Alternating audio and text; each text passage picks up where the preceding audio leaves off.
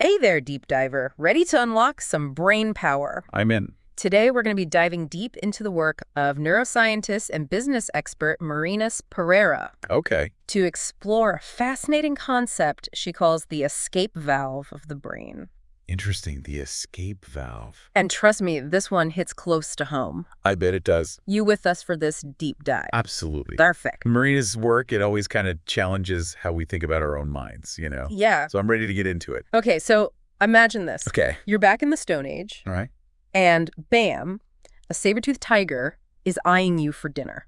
Oh, no. Right. Yeah. Your heart is racing, your palms are sweating. That's your ancient alarm bell going off. I can feel it already. It's that primal survival instinct, right? Exactly. Marine she calls it our ancient alarm bell for a reason, right? Right. It's that fight or flight response Mm. hardwired into us from, our earliest ancestors. Oh. It's what helped us survive in a world full of very real threats back then. Okay, so fast forward to today. Okay. We're not exactly battling tigers on the daily, Hopefully not. but we're stressed. Oh, yeah. Deadlines, traffic, For sure. maybe even that never-ending social media scroll. Ugh, the scroll. Right. Yes. Is that our modern-day saber-tooth chase? You're hitting on something really crucial there. Okay.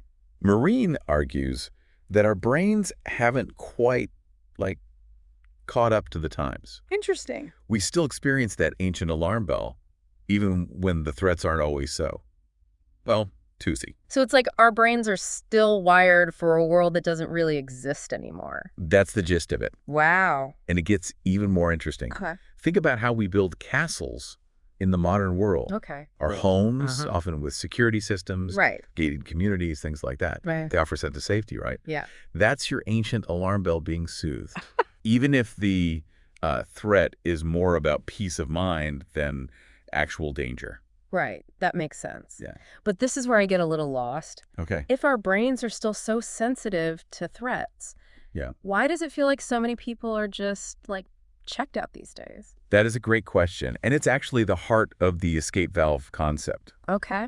We are constantly bombarded with information and stimulation. Oh, yeah. Our brains, Right. they're still on high alert from, thousands of years ago. Yeah. Start searching for those pressure release valves. Okay. And in the modern world, those often come in the form of distractions. So it's like our brains haven't quite figured out that a stressful day at work Right. isn't the same as, running from a predator. Exactly. And instead of confronting the stress, we just reach for our phones, our comfort shows, Yep. or maybe even just another glass of wine. Precisely. Wow. Marine suggests that our easy access to distractions, from streaming services to sugary snacks, it's actually rewiring our brains. Yeah. We get that quick hit of dopamine, that temporary relief from the threat, but we're not addressing the root cause of the stress. Okay, so let's talk about this rewiring idea for a second. Okay. You mentioned dopamine. Mm-hmm. What's actually happening in the brain when we constantly choose, escape over engagement? Yeah. Is there science to back this up?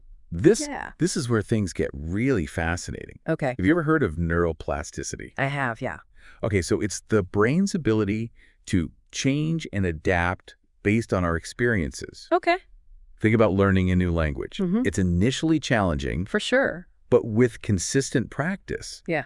your brain literally rewires itself to accommodate this new skill. I'm starting to see where this is going. So Okay. are you saying that constantly scrolling through social media, for example, could be rewiring our brains in a way that makes it harder to focus It could. or deal with challenges? It's not about demonizing social media or any specific distraction for that matter. But Marines' work, along with a growing body of research, suggests that what we expose our brains to repeatedly shapes their very structure and function. Wow. Okay, so the more we reach for that escape valve, the more we're actually training our brains to seek out those quick fixes instead of building those, what did you call them, executive functioning muscles. Exactly. And that's where things start to get a bit concerning. Concerning how? Paint me a picture. What happens if we just keep hitting that escape valve? Well, imagine this. You're so used to tuning out that you miss crucial information about, say, your finances. Or maybe you're so overwhelmed by the constant news cycle that you stop paying attention altogether. I've been there. Right. You become more susceptible to manipulation, misinformation. You're essentially letting life just happen to you. Wow, that is concerning. And it's not some distant dystopian future, right? It feels like we're seeing shades of that playing out already. You're right. It's not about being alarmist, but this tendency to disengage, to numb ourselves, it can have real-world consequences. Yep. Think about the spread of misinformation, Yeah. the rise of political polarization. I mean, these issues are exacerbated when we lose our ability to think critically and engage in meaningful dialogue. Okay, so we've established that constantly hitting the escape valve isn't doing us any favors. Right. But what's the alternative? I mean, life is stressful. Don't we all deserve a little escape sometimes? Of course. We absolutely do. It's not about becoming some kind of like productivity robot who never relaxes Marines' work. Right. It isn't about deprivation. It's about recognizing the difference between a healthy escape, something that truly recharges you, and just passively numbing yourself out. Okay, so how do we tell the difference? How do I know if I'm actually taking care of myself or just avoiding something? That's where self-awareness comes in. Okay. Start by paying attention to how you feel after engaging in certain activities. Okay. Do you feel refreshed and energized after, scrolling through social media? Probably not. Or do you feel drained and more depleted than before? Yeah, it's about being honest with ourselves, right? And tuning in to those subtle cues from our bodies and minds. Exactly. And that's often the first step toward making more conscious choices. Okay. If your go-to escape tactic is leaving you feeling worse, maybe it's time to explore some healthier alternatives. Okay, but what are those alternatives? Let's say I'm ready to close that escape valve and actually start engaging with life more fully. Where do I even begin? This is where Marines' work takes a really hopeful turn. Okay. She argues that the antidote to this whole escape valve syndrome lies in cultivating a sense of purpose. So it's not just about cutting out distractions, it's about replacing them with something more meaningful. Precisely. It's about finding that thing that lights you up, Okay. that gives you a reason to get out of bed in the morning. Mm-hmm. It might be a social cause you're passionate about, Okay. a creative pursuit, Mm-hmm. or even just deepening your relationships with loved ones. So it's about finding that thing that makes you feel truly alive. That reminds you why you're here. I like that. But what if you're feeling a bit lost, like you haven't quite found your thing yet? That's okay. Not everyone has that light bulb moment where their purpose suddenly reveals itself. Right. Sometimes it's about exploring different avenues, trying new things, being open to unexpected paths. So it's about the journey, not just the destination. Absolutely. Yeah. And here's the thing about purpose. It has this incredible way of energizing our brains. Okay. Remember that ancient alarm bell we talked about? Yeah. When you're connected to something you care about, that bell shifts from a state of constant anxiety to a source of motivation, of drive. You're no longer just reacting to stress. You're proactively shaping your life. Okay, that makes sense. But let's be real for a second. Even when you are passionate about something, life can still throw curveballs. How do we stay motivated when the going gets tough? This is where having a clear vision comes in. Okay. And by vision, I don't just mean some vague idea of a better future. I mean a vivid, detailed picture of what you want to create in the world for yourself, for your community, for the planet. So it's like taking that passion, that sense of purpose, and giving it a tangible form. Precisely. It's Yeah. about asking yourself, what impact do I want to have? What legacy do I want to leave behind?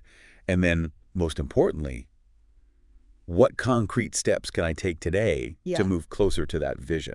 So we've got purpose, that driving force, and vision, that clear destination. Yeah. But something tells me there's one more piece to this puzzle, right? It got it. But- It's one thing to have a purpose and a vision, Right. but none of us are meant to go it alone, Right. Marines, she reminds us about the power of connection, of finding your tribe, the people who can get you fired up Yeah. about making that vision a reality. So it's like finding your cheer squad, Yes. the people who will pick you up when you stumble Yes. and celebrate your wins like they're their own. Exactly. And it's not just about feeling good, although that's a definite bonus. Right. When you surround yourself with people who share your values, Yeah. who challenge you to grow, it amplifies your impact. Yeah. You tap into a collective energy that's far greater than anything you could achieve on your own. I've definitely experienced that in my own life. Yeah. Finding my people, my community, it's been a game changer. It is. But how do we actually go about finding those connections, especially in a world that can feel pretty isolating sometimes? That's a good question. Yeah. Well, start by thinking about your passions, Okay. those things that light you up. Are there local groups, online communities, Right. or even just events centered around those interests? Yeah. It's amazing how quickly connections can form when you have that shared ground.